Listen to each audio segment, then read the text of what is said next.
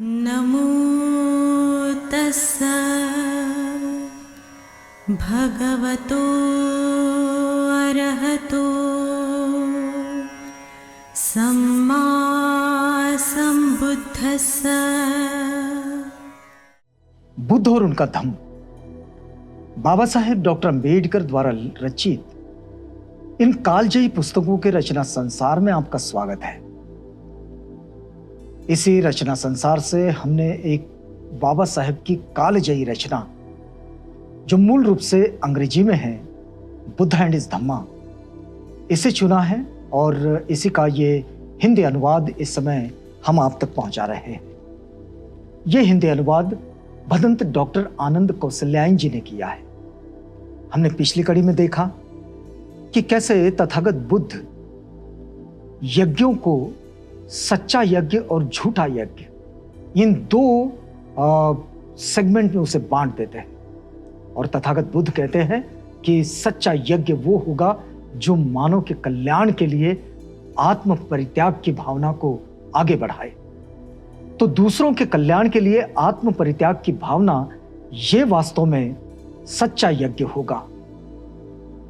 बाकी सारे यज्ञ झूठे हैं, जो स्वार्थ के लिए अगर किसी पशुओं की बलि पर विश्वास करता है तो फिर इसे झूठा यज्ञ कहा जाएगा। आइए अब आगे बढ़ते हैं। बाबा साहेब लिखते हैं, यह प्रथम कांड का 5वां भाग है और बाबा साहेब लिख रहे हैं ये 29वें पद में, बुद्ध इस मत से सर्वथा सहमत थे कि यज्ञ का सिद्धांत बुद्ध को जितना बुरा लगता था, उतनी ही बुरी बुद्ध को यह चातुर्वर्ण की स्थापना लगती थी। तथागत बुद्ध यज्ञ और चातुर्वर्ण दोनों के विरोधक।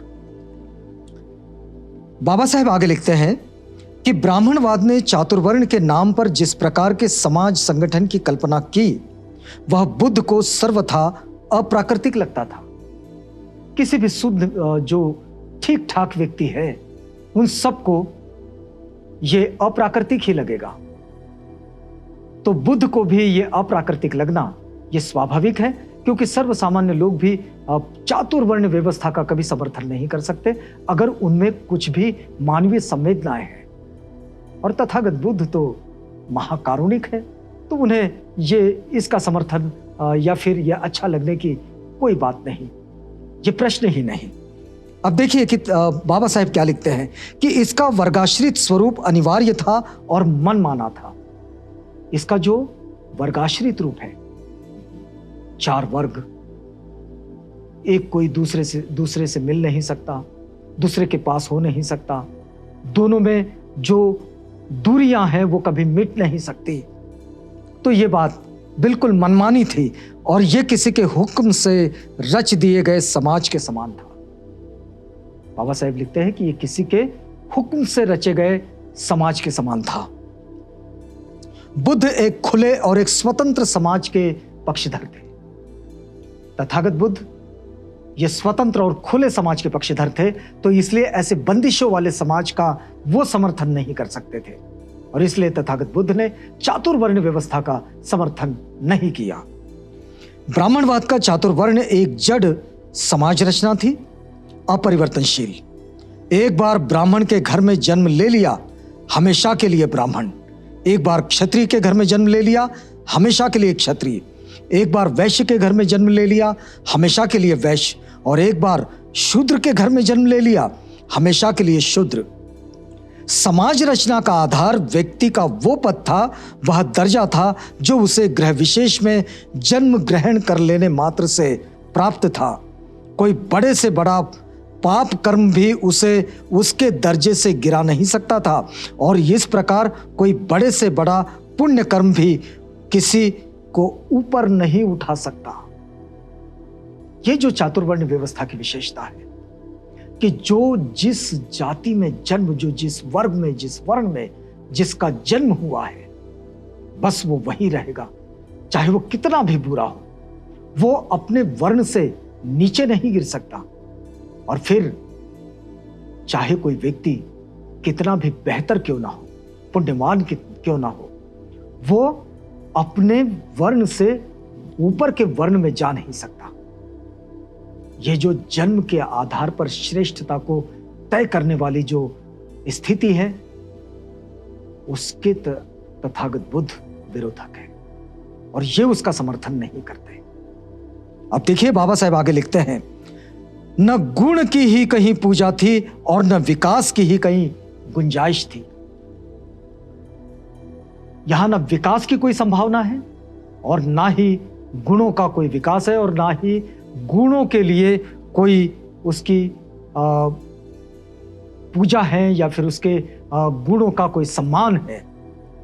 तो कोई भी समाज ऐसा नहीं है जिसमें असमानता ना हो। बाबा साहेब देखिए क्या लिखते हैं कि कोई भी समाज ऐसा नहीं है जिसमें असमानता ना हो, लेकिन ब्राह्मणवाद की बात ही दूसरी है। बाबा साहेब कहते हैं कि ब्राह्मणवाद की बात दूसरी ही है। ब्राह्मणवाद द्वारा जिस असमानता के सिद्धांत का प्रचार किया गया है वह उसका धार्मिक मान्य सिद्धांत है। यह असमानता अपने आप यूं ही प्रतिष्ठित नहीं की गई। ब्राह्मणवाद समानता को मानता ही नहीं रहा और वास्तव में यह समानता के सिद्धांत का शत्रु है। समानता ये इस सिद्धांत में, चातुर्वर्ण के सिद्धांत में कहीं रही ही नहीं और इसलिए यहां समानता की अपेक्षा ही नहीं की जा सकती और इसे आधार जो दिया गया है वो धार्मिक मान्य सिद्धांत का आधार है और इसलिए यहां बदलाव की, परिवर्तन की कोई गुंजाइश नहीं है। तो देखिए आगे वे लिखते हैं कि ब्राह्मणवाद केवल असमानता से ही संतुष्ट नहीं रहा, बल्कि ब्राह्मणवाद का प्राण क्रमिक असमानता में ही बसा था। इसने सिर्फ सामान्य असमानता पर वो संतुष्ट नहीं रहा, इसने क्रमिक असमानता को बढ़ावा दिया, यानी कि ग्रेडेड इनइक्वालिटी को बढ़ावा दिया और फिर समन्वय तथा मेल जोल की भावना की बजाय बुद्ध ने सोचा कि ये क्रमिक असमानता एक तो नीचे, उसके ऊपर, उसके और ऊपर, सबके ऊपर के वर्गों में क्रमिक घृणा की भावना पैदा करती है। तथागत बुद्ध ने यह सोचा कि ये जो क्रमिक असमानता है ये नीचे वाले के प्रति ऊपर वाले की जो भावना है ये घृणा की भावना है और इसलिए ये जो घृणा की भावना है इसका समर्थन नहीं किया जा सकता। तथागत बुद्ध कहते हैं कि जब दूसरी ओर सबके ऊपर, उसके नीचे, उससे और नीचे, सबके नीचे वर्ग के क्रमिक जिगुप्सा की भावना पैदा कर देगी और इससे समाज में स्थायी संघर्ष बना रहेगा, जो आज भी देख रहे हैं कि स्थायी संघर्ष बना हुआ है इनके बीच में। ये जो वर्णों की क्रमिक असमानता है, वर्गों की क्रमिक असमानता है, इसमें आज भी घृणा की भावना एक दूसरे के प्रति बनी हुई है और तथागत बुद्ध तब इसका विरोध करते हैं, तब वो इसके खिलाफ खड़े हैं। चारों वर्गों के पेशे भी निश्चित थे, चुनाव की स्वतंत्रता नहीं थी। चारों वर्गों के लिए जो पेशा है वो निश्चित है और किसी के लिए कोई ये व्यवस्था नहीं है, चुनाव की कोई स्वतंत्रता नहीं है। इतना ही नहीं, ये पेशे कमोबेश सामर्थ्य या हुनर के हिसाब से निश्चित नहीं किए गए थे, ये जन्म के हिसाब से तय थे।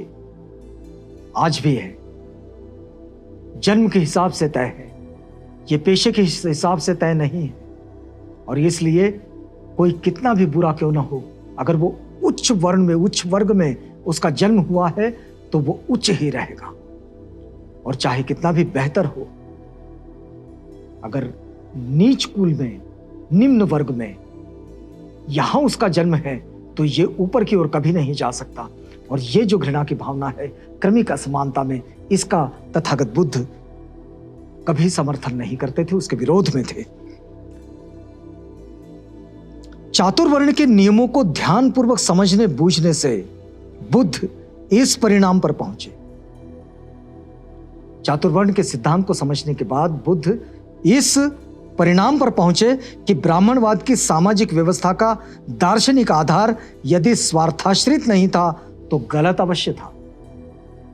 तथागत बुद्ध ने इसे स्पष्ट रूप से परिभाषित कर दिए कि ये इस सामाजिक व्यवस्था, जो चातुर्वर्ण पर आधारित जो सामाजिक व्यवस्था है, इसका आधार, इसका जो दार्शनिक आधार है, ये बिल्कुल गलत है।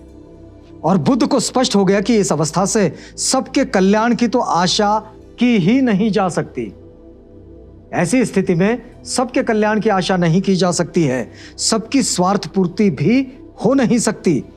निश्चय से जानबूझकर इसकी कल्पना ही इस ढंग की गई है कि बहुत से लोग चंद लोगों के स्वार्थों की पूर्ति में निरत रहे। इसमें बहुत सारे लोगों को, चंद लोगों की, थोड़े लोगों की स्वार्थ पूर्ति के लिए लगा दिया गया है। और इस व्यवस्था में आदमी को स्वयं अपने आप मानव बने हुए मानवों की सेवा में झोंक दिया गया है। बहुत संख्या में मानवों को, थोड़े मानवों की सेवा में झोंक दिया गया है। इसका उद्देश्य कमजोरों को दबाना। देखिए तथागत बुद्ध इसका विश्लेषण कैसा कर रहे हैं कि इसका उद्देश्य कमजोरों को दबाना और उनका शोषण था और उनको सर्वथा गुलाम बनाए रखना। यही इस व्यवस्था का उद्देश्य। और इसलिए चातुर्वर्ण की इस समाज व्यवस्था का तथागत बुद्ध ने समर्थन नहीं किया। बुद्ध ने सोचा कि जिस कर्मवाद की ब्राह्मणवाद ने रचना की है, ब्राह्मणवाद ने जिस कर्मवाद की रचना की है, वह भी विद्रोह की भावना को सर्वथा सोख जाने के लिए ही है। वो विद्रोह की भावना को सोख जाती है। कैसे? कि जब यह सिखा दिया जाए किसी को कि वर्तमान में तुम्हारा जीवन जिस घृणित अवस्था में पड़ा है, जिस गंदगी में पड़ा है, जिस बुराई में पड़ा है, वो तुम्हारे पूर्व जन्मों का फल है, पूर्व कर्मों का फल है, और इसलिए उसे ऐसे ही मान लिया जाए, तो उसमें बदलाव की कोई संभावना ही नहीं, और विद्रोह का जो स्थिति है वो स्थिति इसमें बनती नहीं। तो आप देखिए कि कमजोरों को दबाए रखना और उनमें विद्रोह की भावना को सर्वथा सोख जाने की स्थिति में रखना, उसमें विद्रोह पैदा ही ना हो। अपने दुख के लिए स्वयं आदमी ही जिम्मेवार है। ये उसको समझाना कि भाई तुम्हारे दुख के लिए, तुम्हारी इस बुरी अवस्था के लिए, तुम्हारी इस घृणित अवस्था के लिए, तुम्हारी इस अव्यवस्था के लिए तुम स्वयं ही जिम्मेदार हो। विद्रोह करने से भी कष्ट दूर नहीं किया जा सकता। विद्रोह से काम नहीं चलेगा, विद्रोह से कष्ट दूर नहीं होगा, क्योंकि ये जो सब हो रहा है ये तुम्हारे पूर्व कर्मों का फल है। क्योंकि उसके पूर्व जन्म के कर्म ने ये पहले ही निश्चय कर दिया है कि वह इस जन्म में दुखी रहेगा, और इसलिए उसमें बदलाव की तो कोई बात ही नहीं। तो जैसे रखा गया है वैसे ही रहो। शूद्र और स्त्रियां, जिनकी मानवता को ब्राह्मणवाद ने बुरी तरह से छिन्न भिन्न कर दिया था, सर्वथा शक्तिहीन थी, और वह इस पद्धति के विरुद्ध जरा भी सिर नहीं उठा सकती थी, क्योंकि उनकी धार्मिक मान्यताओं के साथ और शिक्षाओं के साथ उनके विद्रोह को रोक दिया गया था। तो बुद्ध और उनका धम्म के इस पठन प्रक्रिया में यहां रुकते हैं, इस वादे के साथ कि कल आपसे पुनः मिलेंगे, जब हम इसी कड़ी में इस बात को आगे बढ़ाएंगे। तो तब तक के लिए हमें इजाजत दीजिएगा।